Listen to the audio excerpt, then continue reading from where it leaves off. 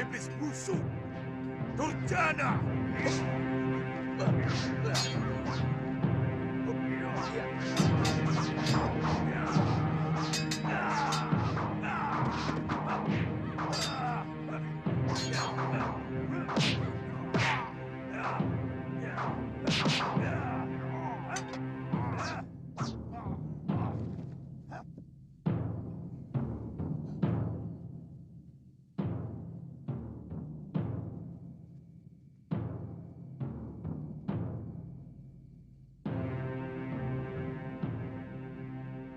Kau masih ingat padaku, kakek busuk? Aku tidak pernah merasa perlu untuk mengingat siapapun. Tindakanmu yang dulu keliru, Sudamani. Kau telah menyisakan seorang dari 13 pendekar pedang Halimun Petak. Oh, kau tentu gadis binal itu, ha? Oh. Waleh.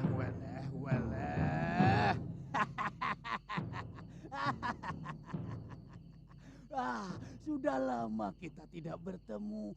Kau tentu kangen padaku. Kau tentu ingin merasakan kembali dekapanku, anak manis. Aku sudah ingin menghirup darahmu. Manusia bejat.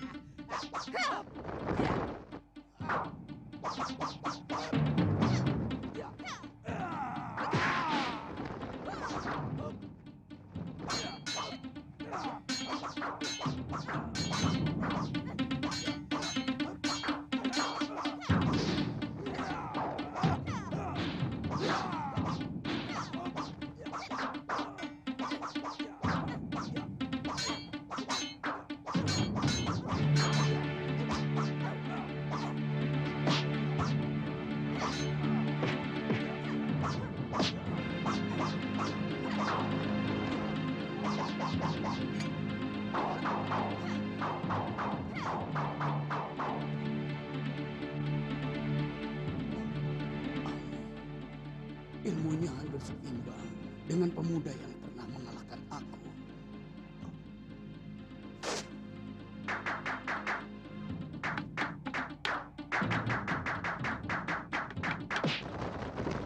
Sudamani.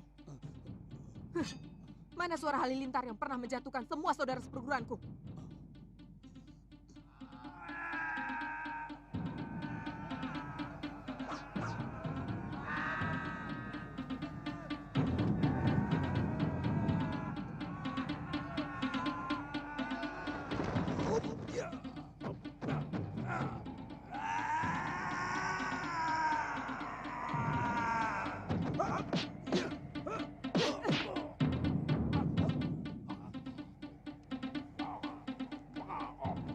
Mana telapak tangan darahmu? Ayo, hancurkan.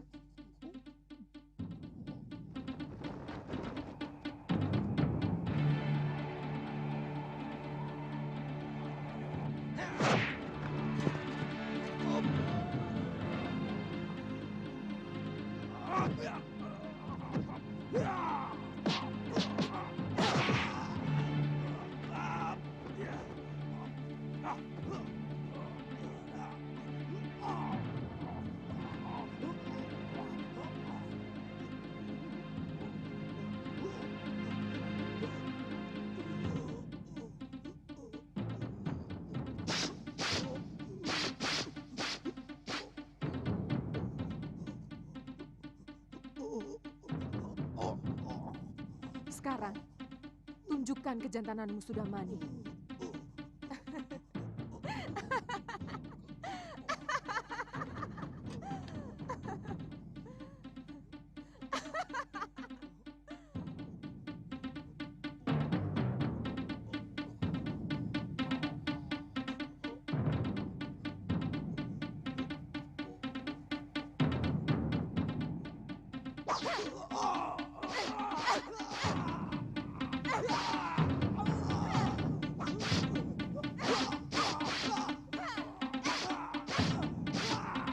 Untuk 12 saudara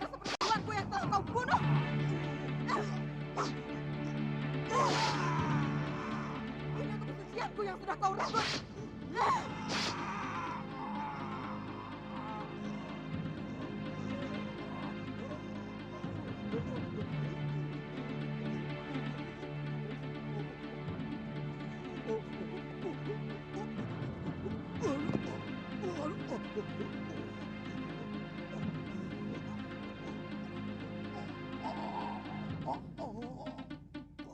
Kau tahu anak kecil itu sudah Mani.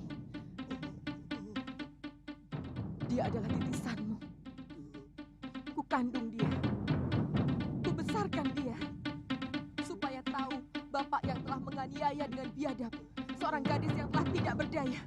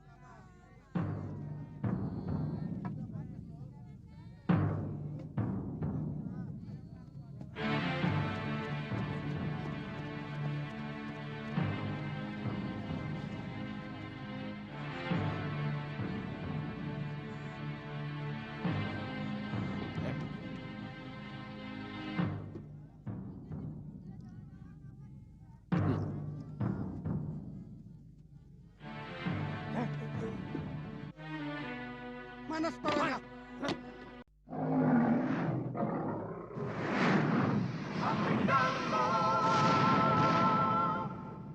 Gusti Betara Kembang Jenar masih belum menyadari bahwa Guragada adalah bekas rampok. Bahkan kekejaman anak buahnya masih dirasakan rakyat.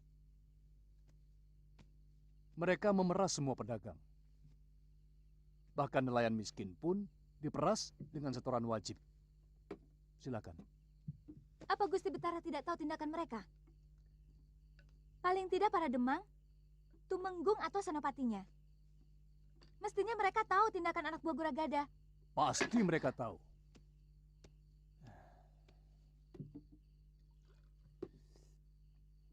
Sebab banyak pedagang melapor ke Kedaton. Tapi mereka malah ditangkap dengan tuduhan menghina juragan Guragada sebagai warga terhormat. Saya yakin, pasti para pembesar negeri mendapatkan bagian dari hasil pemerasan penjahat itu. Saya tidak bisa membayangkan bagaimana sebuah negeri bisa dikuasai oleh rampok dan penjahat. Raden tidak usah membayangkan itu. Kenyataan yang ada di Kembang Jenar ini adalah seperti itu. Tidak ada kedamaian, tidak ada kesenangan, bahkan ketentraman. Padahal tujuan hidup adalah bagaimana caranya kita bisa hidup tenang dan tentram. Kenapa para priagung negeri sebesar ini mau bekerja sama dengan para penjahat? Apa prajurit dan senopatinya tidak mampu menangani para penjahat itu? Saya kira kalau senopati dan prajurit Kembang Jenar mau bertindak, mereka pasti cepat dilibas. Kenapa tidak mereka lakukan? Apa mereka tidak kasihan pada rakyat? Juga nama baik negeri ini bisa cemar jika negeri ini dipenuhi para penjahat. Saya yakin ada kerjasama di antara mereka. Apa untungnya bekerja sama dengan para penjahat itu? Banyak. Paling tidak mereka bisa menikmati setoran dari hasil kejahatan yang dilakukan orangnya Guragada, tanpa harus mengotori tangan mereka. Paman, di mana orang-orang Guragada itu sering berkumpul? Mereka sangat kuat, Den. Tadinya saya kira Paman Ganggadara akan mengerahkan kawan-kawannya untuk menumpas mereka. Maaf, Paman. Paman jangan meremehkan kami. Bukan begitu, Nini. Tapi yang saya katakan adalah benar. Mereka banyak sekali. Mereka tersebar di mana-mana. Yang terbanyak berada di penginapan milik Guragada dan di rumah makan yang juga miliknya. Paman. Paman tidak usah putus asa. Semua masalah ada cara penyelesaiannya. Kita tidak akan menang kalau melawan mereka semua. Kita hancurkan mereka satu persatu. Sampai mereka putus asa. Bagaimana, Paman?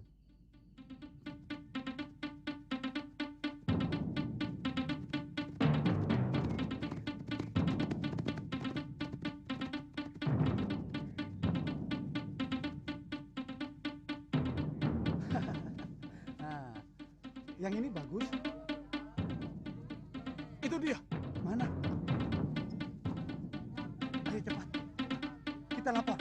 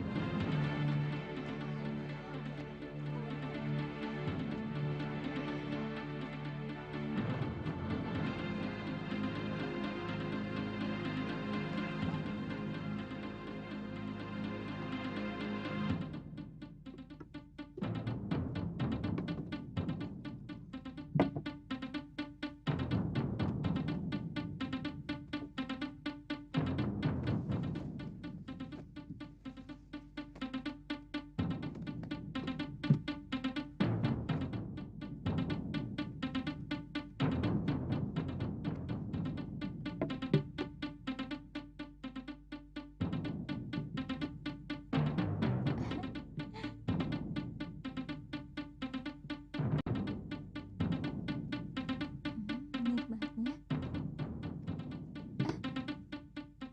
Kisanak berdua dipanggil oleh tuan itu. Dipanggil. Iya.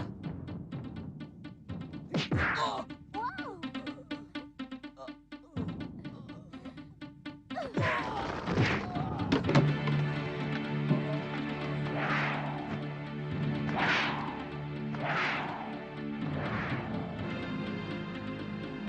Mana yang manggil?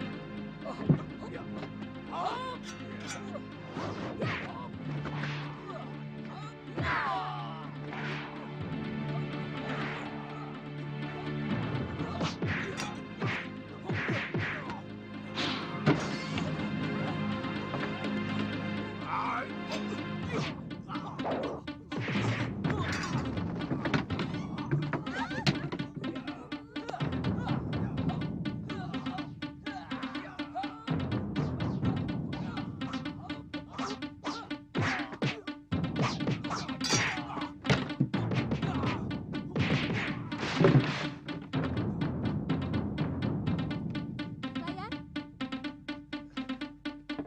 Saya Nini. singkirkan mereka. Tidak sedap makan dekat bangkai. Iya.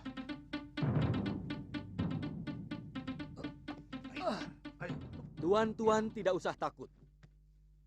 Kami bukan orang jahat. Kami datang kemari untuk menumpas mereka. Saya minta kalian semua berani melawan bromocorah-bromocorah ini. Mereka akan semakin merajalela kalau kalian hanya diam saja. Ingat, kalau kalian takut, mereka akan semakin berani. Tapi kalau kalian berani, bromocorah itu pasti takut.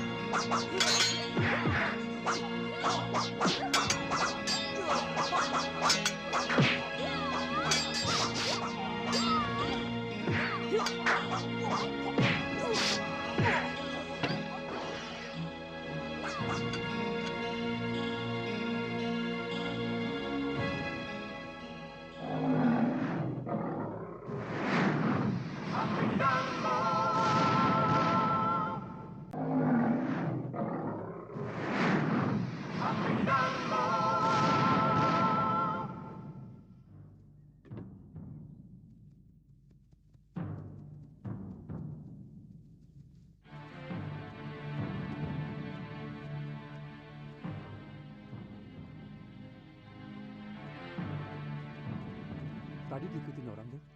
Kelihatannya tidak ada yang memperhatikan kami, Ki. Mereka kalang kabut, Ki. Kami mengobrak-abrik 3 tempat mereka. Di rumah makan, di penginapan, dan di pasar. Oh, sebaiknya kita bicara di dalam.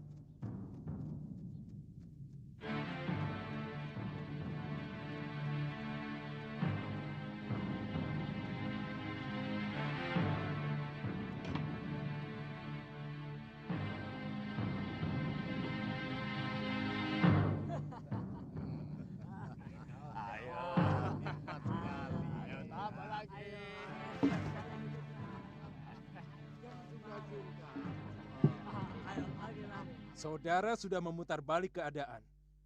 Selama ini kalian mengaku sebagai penanggung jawab keamanan Kembang Jenar.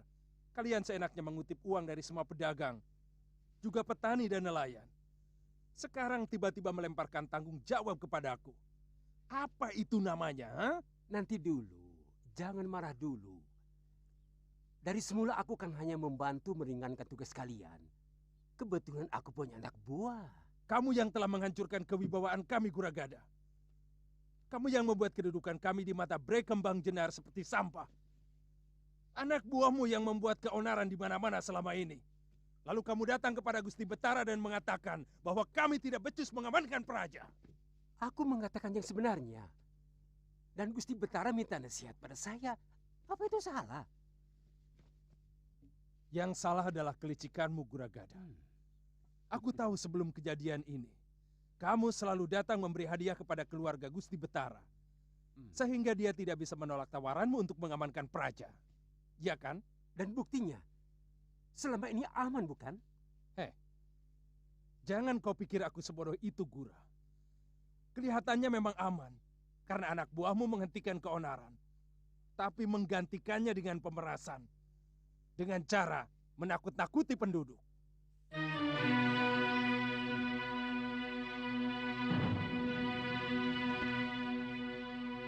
Sekarang mau apa kamu, Senopati? Aku ditegur keras oleh Gusti Betara karena laporanmu. Ini menyangkut martabat dan harga diriku.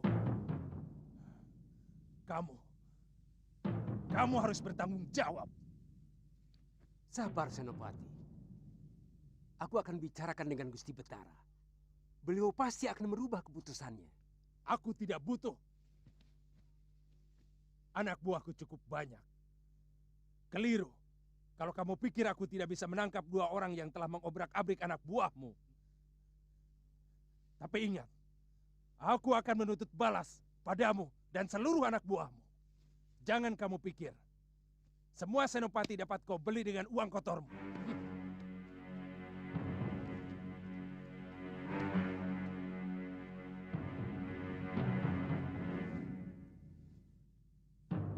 Hei Bungalan, ada hal yang tidak pernah kau pikirkan. Bahwa Gusti Betara lebih percaya padaku.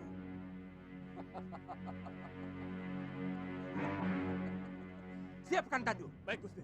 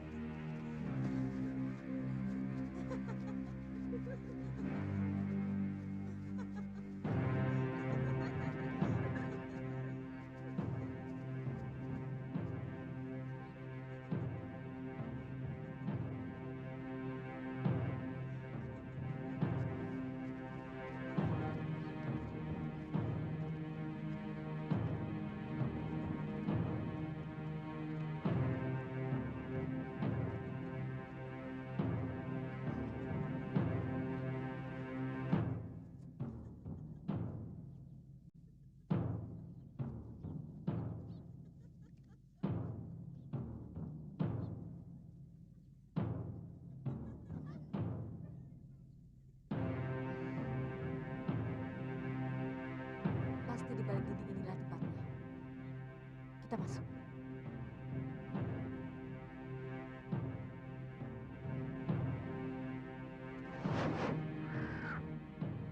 Ah?